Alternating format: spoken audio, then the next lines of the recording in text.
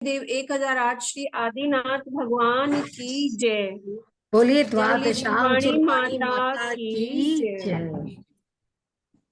चलिए आज से दूसरी ढाल चालू करते हैं। इसका पहला छंद है दूसरी ढाल का।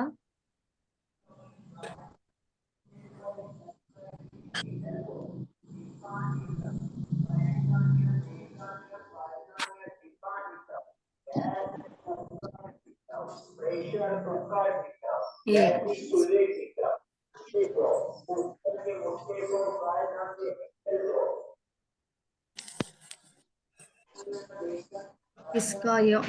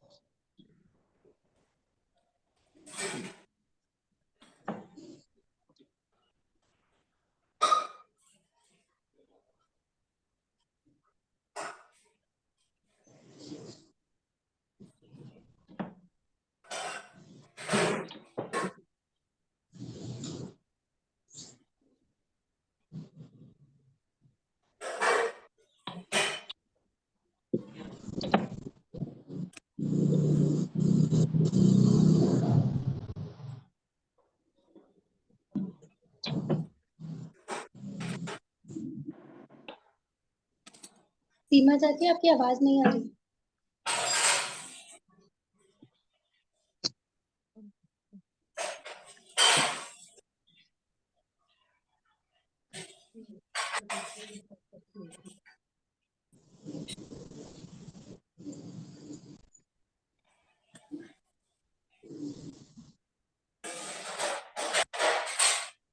लो आवाज नहीं आ रही।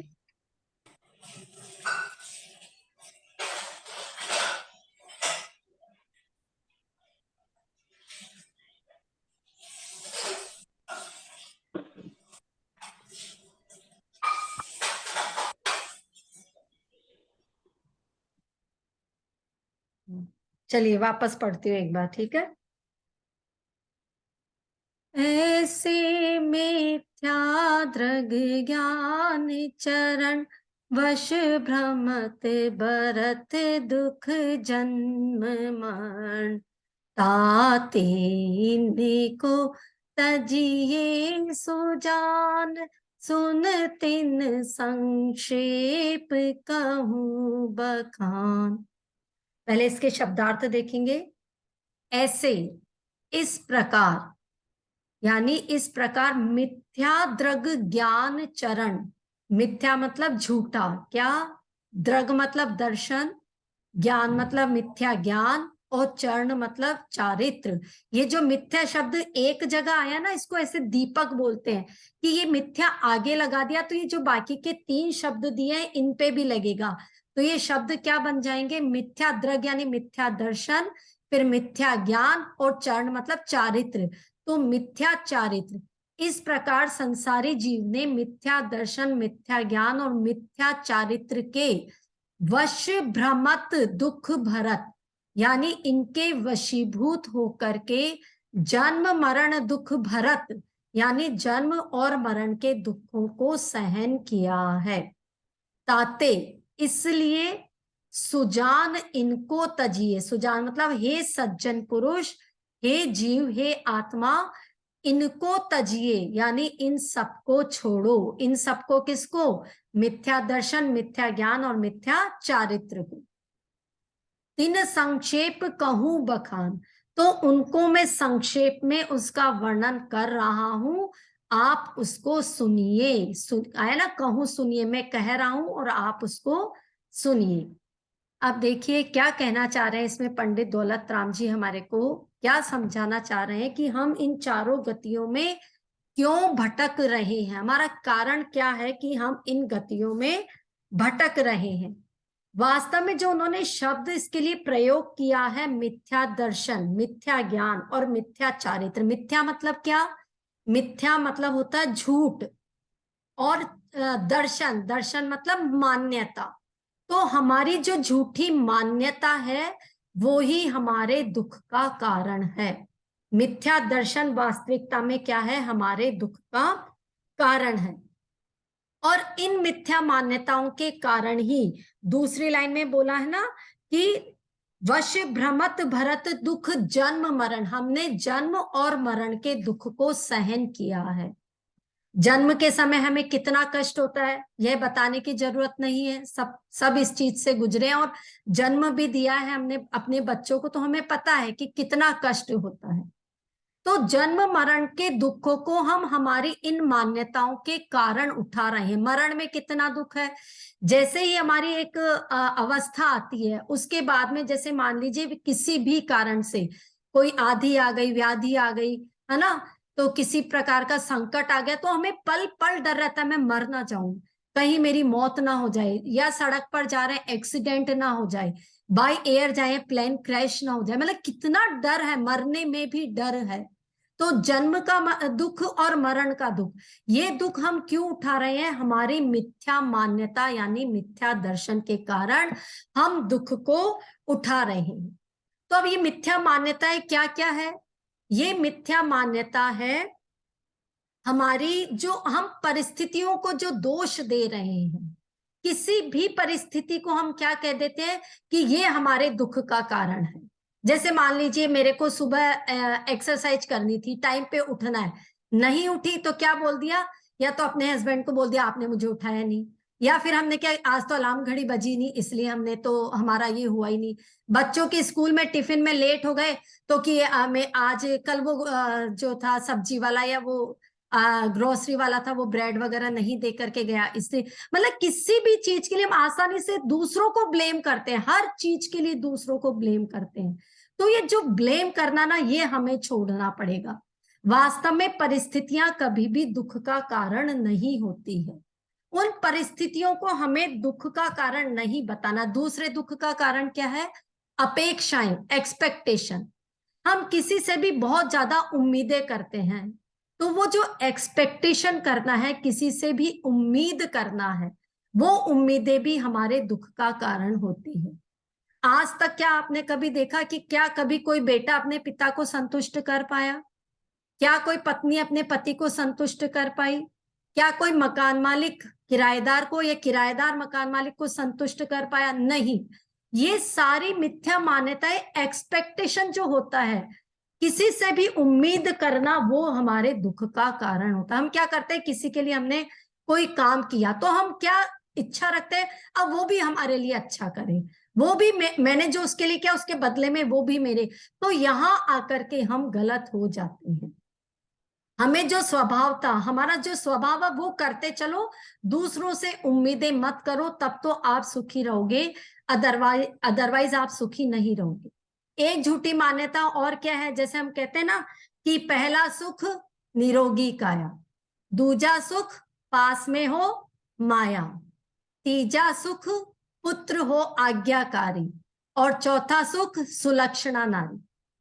अब हमारे पास इसमें से कुछ तो होगा ही ना, क्या हम, जैसे कि मान लीजिए अभी तक का हमने जो लाइफ का सफर तय किया है, हम निरोगी भी थे, नहीं बीमार थे, या हमारे पास पैसा भी था, हमारी पत्नी भी अच्छी है, बच्चे, तो क्या फिर हम कभी भी ऐसा दिन कभी आया जब आप सुखी रहे? कोई सा भी दिन ऐसा आया जब आपको कंप्लेन नहीं रही लाइफ से? हमें हर समय कंप्लेन रहती है, तो ये कंप्लेन जो करना है, ये ही दुख का कारण है। इन मान्यताओं को, झूठी चीजों को, आदतों को छोड़ना होगा। अब वो कौन सी झूठी, मतलब मिथ्यात्व जो हमारे शरीर के अंदर, हमारे देह में जो मिथ्यात्व है, वो हमारे दुख का कारण है। एक उदाहरण बताती हूँ आपको। एक कुआं है और उस कुएं में क्या है, पानी निकाला तो सड़ रहा था वो पानी, सबको बदबू आ रही थी। एक बाल्टी निकाला, देखा बदबू आ रही है, फेंक दिया, फिर निकाला, फिर बदबू आ रही है, फिर तीसरा, तो वो पानी निकाल रहे हैं, सड़ता जा रहा है। फिर सबने कहा एक बार सारा पानी खाली कर देते हैं। सारा पानी खाली कर दिया कि कल दूसरे दिन तो अच्छा आएगा। दूसरे दिन फिर उसमें स्मेल आ रही थी, तो उसमें देखा कि एक बिल्ली मरी हुई थी। तो वो जो बिल्ली मरी हुई थी वो वास्तव में उस पानी सड़ने का कारण था। हम क्या करते हैं, ऊपर ऊपर से तो छोड़ रहे हैं। जैसे हमें बोला कि भाई आपको है ना आलू प्याज छोड़ना है, रात्रि भोजन छोड़ना है, छोड़ रहे, कुछ भी छोड़, जो भी, चलो अच्छी बात है, छोड़ रहे हैं, किसी चीज का हम त्याग करें, लेकिन वास्तव में जो अंदर हमारे अंदर मिथ्यात्व बैठा है, दुख का मूल कारण तो वही है। और उस मिथ्यात्व को जब तक नहीं छोड़ेंगे, मतलब जब तक हम ये नहीं मानेंगे ना कि हमारी देह अलग, हमारी आत्मा अलग, ये है कहने का मतलब, ये है मिथ्या ज्ञान जो है, ये है कि हमारी देह अलग, हमारी आत्मा अलग। इस मान्यता को जब तक नहीं मानेंगे तब तक हम दुखों से छुटकारा नहीं पाएंगे। वो जो मरी हुई बिल्ली है वो हमारा मिथ्यात्व है। उस मिथ्यात्व को जब हमारे इस शरीर से बाहर निकाल करके फेंक देंगे तो हमारी आत्मा सुखी हो जाएगी। फिर इस संसार में कोई ऐसा कारण नहीं है जो हमारी आत्मा को या हमारे जीव को क्या कर सके, दुखी कर सके। तो हमें जो पहला छंद हमने पढ़ा उसका मेन क्या सार निकला कि हमें मिथ्यात्व को दूर भगाना है। और इस मिथ्यात्व को दूर भगाने के लिए हमारे जो गुरु हैं वो क्या है, हमारे गुरु हमारे डॉक्टर हैं। कैसे डॉक्टर है? जैसे डॉक्टर है वो रोग भी बताता है ना, आपको क्या रोग है, और फिर इसका इलाज भी बताता है। ऐसे हमारे गुरु जो है वो हमारे डॉक्टर हैं। उन्होंने पहले तो बताया कि तुम चारों गतियों में दुख पा रहे हो, अब उसका वो इलाज बता रहे हैं कि तुम्हें क्या करना है। तो फर्स्ट स्टेप में उन्होंने बताया हमें कि जो हमारे अंदर मिथ्यात्व बैठा है वो हमारे दुख का मूल कारण है। अब आगे इसका स्पष्टीकरण करते हैं दूसरे दोहे में। चलिए दूसरे छंद में।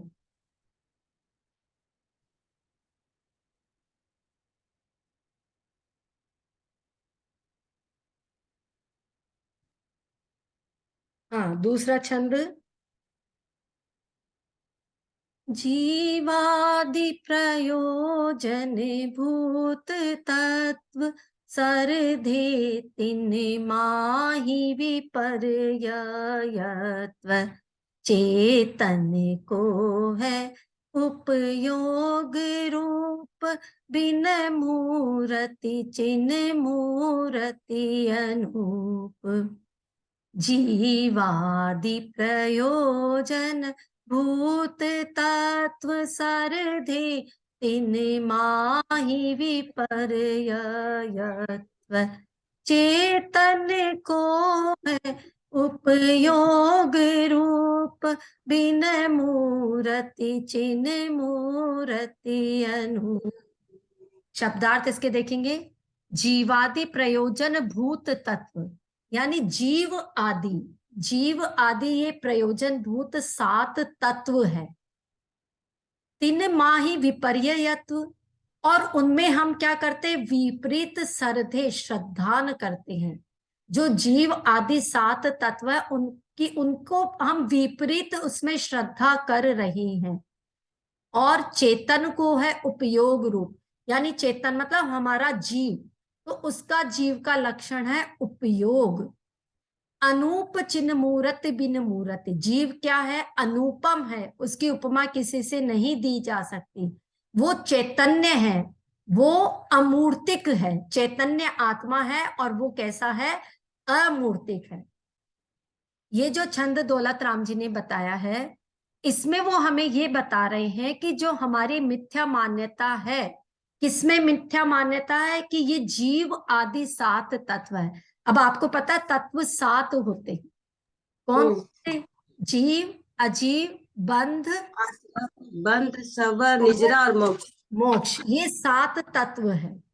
अब इन तत्वों में हमने क्या किया कि विपरीत श्रद्धा मान ली, उल्टा माना इनको। कैसे? सबसे पहला जो तत्व है जीव तत्व, ये प्रयोजन भूत तत्व उन्होंने लगाया यहाँ पे, जीवादि प्रयोजन भूत। प्रयोजन मतलब हमारे काम के। जीव आदि जो 7 तत्व ना, इनको पढ़े बिना, इनको जाने बिना, इनको समझे बिना हम क्या नहीं कर सकते, इनको समझे बिना हम हमारे मिथ्यात्व को नहीं छोड़ सकते। तो इसके लिए क्या, कौन से तत्व? सबसे पहला जीव तत्व, उसमें हमने हमारी क्या रख दी, मिथ्या धारणा। उल्टी उल्टी धारणा कैसे बना दी हमने?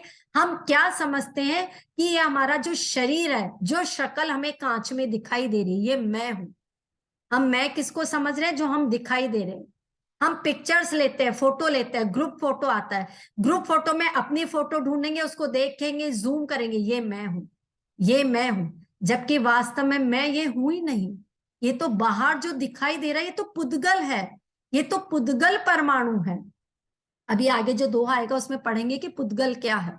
तो वास्तव में हमने क्या विपरीत श्रद्धा करी कि मेरी जो देह है और मेरी जो आत्मा, उसको हमने मिला दिया, उसको तन्मयता कर दिया, एक आत्मा को और शरीर को एक कर दिया। जबकि ये बड़ा भेद विज्ञान है कि हमारा जीव अलग है, हमारा शरीर अलग है। देखो, हम नरक में भी जाके आए, तब हमने क्या किया? अलग शरीर धारण किया। तिर्यंच बने तो अलग शरीर धारण किया, फिर उसके बाद में देव बने तो अलग शरीर धारण किया, लेकिन आत्मा तो वही रही। तो इसका मतलब क्या है कि आत्मा अलग और शरीर अलग है। अब हमारी आत्मा को क्या न तो कोई दुखी कर सकता है, न कोई सुखी कर सकता है। कब? जब तक हम उसे स्वीकार ना कर ले। जैसे चोट लगी है तो हमें क्या सोचना चाहिए? ये चोट बाहरी शरीर को लगी है, हमारे हाथ को लगी है, पांव को लगी है, ये इंजरी मेरे अंदर मेरी आत्मा को नहीं हुई है। मेरा आत्मा अलग है और मेरा तो देह अलग है। चोट लगी तो बाहर की बॉडी को लगी है। तो ये मान्यता जब हम मानेंगे तभी हम वास्तव में सुखी होंगे। फिर चेतन वास्तव में कैसा? अब हम जिस चीज की बात कर रहे हैं, अंदर आत्मा की, या जिस जीव तत्व की बात करें, वो कैसा है? वो जीव तत्व वो है चेतन को है उपयोग रूप। चेतन या जो जीव तत्व वो कैसा है? उपयोग रूप है। अब उपयोग का मतलब क्या है? उपयोग का मतलब होता है ज्ञान और दर्शन। यानी जीव किसे कहेंगे हम? जिसमें ज्ञान है, जिसमें दर्शन है, यानी जो जानता है, जो समझता है, वास्तव में वह चेतन स्वरूप है। अब जब यदि कोई व्यक्ति मर जाता है, डेड बॉडी है, बॉडी तो पड़ी है ना, तो अगर हम उससे कुछ पूछे तो वो बताता है क्या कि ये क्या है, ये क्या नहीं है? वो किसी को देख पाता है क्या? नहीं। तो इसका मतलब वास्तव में जो ज्ञान और चेतना गुण है वो किसका है? हमारे जीव तत्व का, हमारी चेतन आत्मा का गुण है ज्ञान दर्शन, यानी उपयोग रूप। तो पहला गुण क्या बताया जीव का? कि वो कैसा है? उपयोग रूप है, जिसमें ज्ञान हो, जिसमें दर्शन हो। फिर दूसरा गुण क्या बताया? बिन मूर्ति। जीव तत्व की कोई भी मूर्ति नहीं होती, वह अमूर्तिक है। आपने देखा है जीव तत्व को अंदर से जीव आत्मा कैसी होती है? नहीं देखा। तो यानी वो अमूर्तिक होता है। हम किसी को कहते हैं हमारी वो बना दो, हमारा मूर्ति बना दो, तो वो हमारे शरीर की बनाता है मूर्ति, जीव तत्व की तो वो बना ही नहीं सकता। तो हमारा जीव तत्व कैसा है? अमूर्तिक है। जो फोटो में हम दिखाई दे रहे हैं वो हम नहीं है, क्योंकि जीव की फोटो तो उसमें आएगी नहीं, वो तो बाहर बाहर की फोटो आएगी। तो अमूर्तिक का दूसरा लक्षण क्या हुआ जीव तत्व का? कि वो अमूर्तिक है। और तीसरा लक्षण क्या है? बिन मूर्ति चिन्ह मूर्ति, वह चैतन्य आत्मा है, चेतनता है उसके अंदर। वो क्या है? जैसे कि अभी ये मान लीजिए मोबाइल है, क्या ये चेतन आत्मा है? नहीं। इसको तो हम ऑपरेट करते हैं तब ये चलता है। जैसे मान लीजिए टेबल है, कुर्सी है, क्या इसमें चेतना है? नहीं। तो ये सब क्या है? अजीव तत्व है। ऐसे ही हमारी बॉडी है, इसमें सेंसेशन तभी है जब हमारी जीव आत्मा है। तो वास्तव में चेतनता किसका लक्षण है? जीव आत्मा का। अब इसको ऐसे समझो कि ये जो पहला तत्व बता रहे हैं जीव तत्व या हमारी आत्मा के बारे में, उसके क्या क्या लक्षण है? वो उपयोग रूप, यानी जिसमें ज्ञान और दर्शन है। फिर दूसरा, वो बिन मूर्त है, यानी अमूर्तिक है। और तीसरा, चेतनता। ये तीन गुण है जीव तत्व की। तो हमने गलती कहाँ करी? अब हम कहाँ गलती कर रहे हैं? हम ये गलती कर रहे हैं कि हमने उस आत्मा को और उस देह को एक मेक मान लिया, तन से तन्मयता कर दी हमने, बस देह और इसको एक ही मान लिया, आत्मा को। और इसको कहते हैं अग्रहित मिथ्या दर्शन।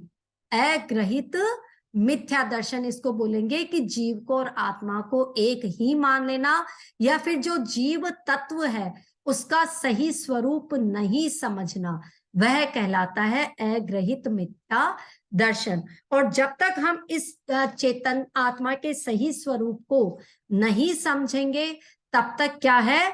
हम हमारा कल्याण नहीं कर सकेंगे। तब तक हम क्या मानते रहेंगे, हमारे शरीर में ही दुख को ढूंढते रहेंगे, हम उन दुखों के कारणों को बस मानते रहेंगे कि हमें इसलिए दुख मिल रहा है, हमें इसलिए, जबकि दुख हमारी आत्मा को वास्तव में मिल ही नहीं रहा है। चलिए आगे का छंद नंबर 3।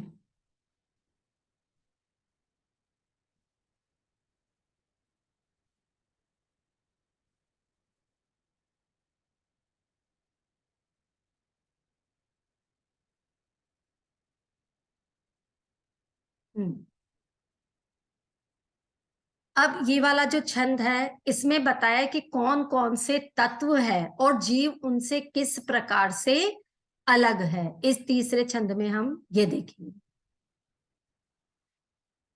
उद्गल नभ धर्म अधर्म काल, इनते न्यारी है जीव चाल। ताको न जान विपरीत मान, करी करे देह में निज पिछान। उद्गल नभ धर्म अधर्म काल, इनते न्यारी है जीव चाल। ताको न जान विपरीत मान, करी करे देह में निज पिछान। पहले इसके शब्दार्थ देखेंगे। उद्गल धर्म अधर्म नभ काल। एक सेकंड, मैंने आपको जो पहले बता दिए थे ना, पहले मैंने आपको बता दिए थे द्रव्य के नाम, ये अब आए हैं पुद्गल नभ धर्म अधर्म काल, है ना, ये इसके द्रव्य के नाम आए हैं।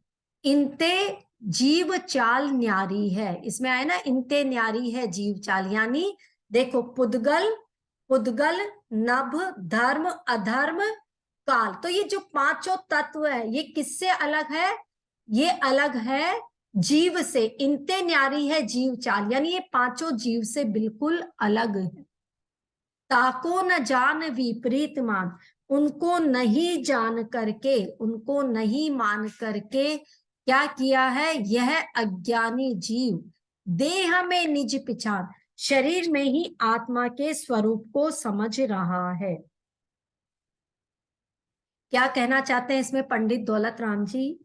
वे कह रहे हैं कि यह जीव जो है अपने शरीर को रूप, मतलब शरीर का जो उसको रूप दिखाई दे रहा है, रंग दिखाई दे रहा है, उसकी जो बनावट दिखाई दे रही है, वो उसको ही अपना स्वरूप समझ रहा है, जबकि वास्तव में ये उसके गुण नहीं है। ये गुण तो किसके होते हैं, पुद्गल के।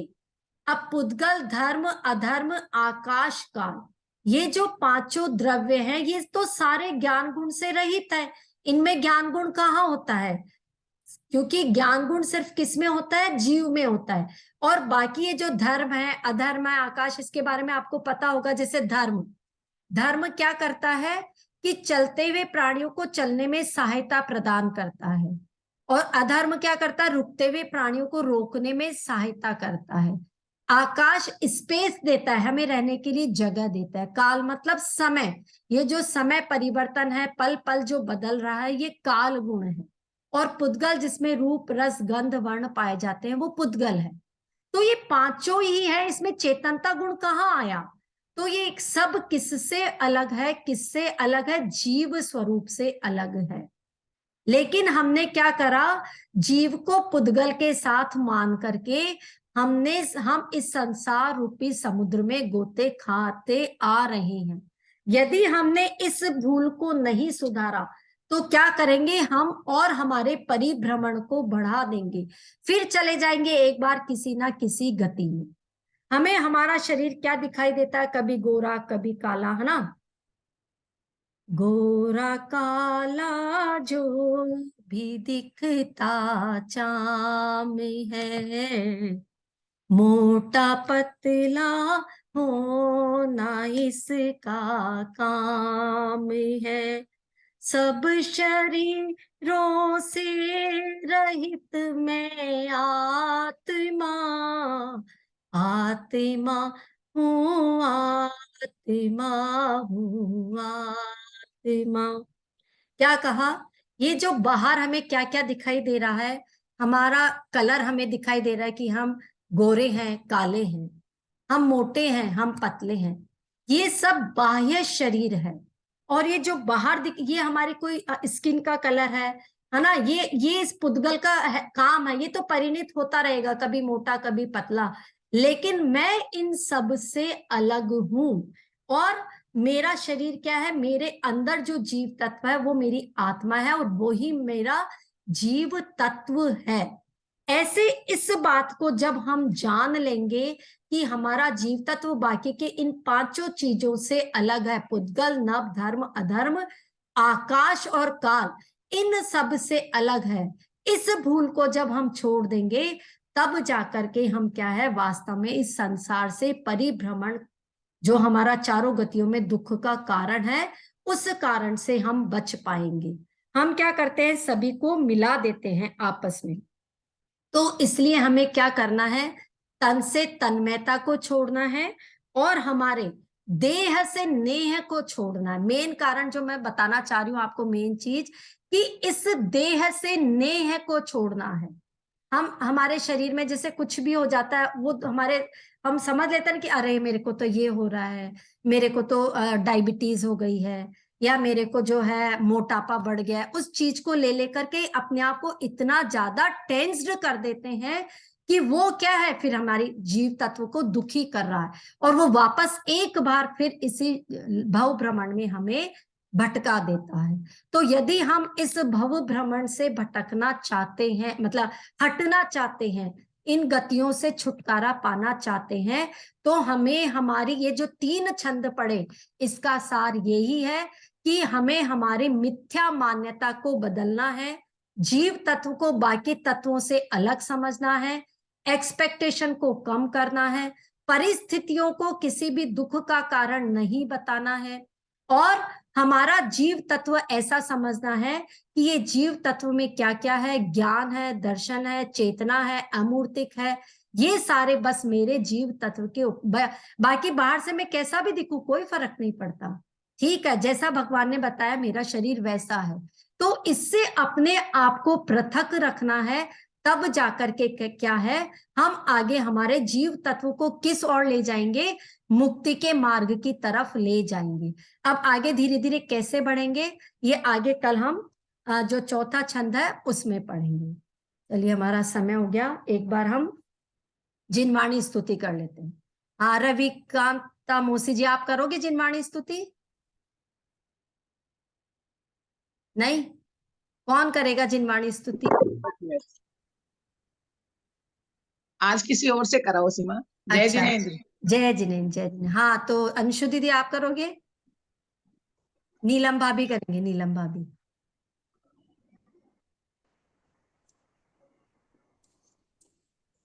मैं आज दूसरी वाली जिनवाणी स्तुति बोल रही हूँ।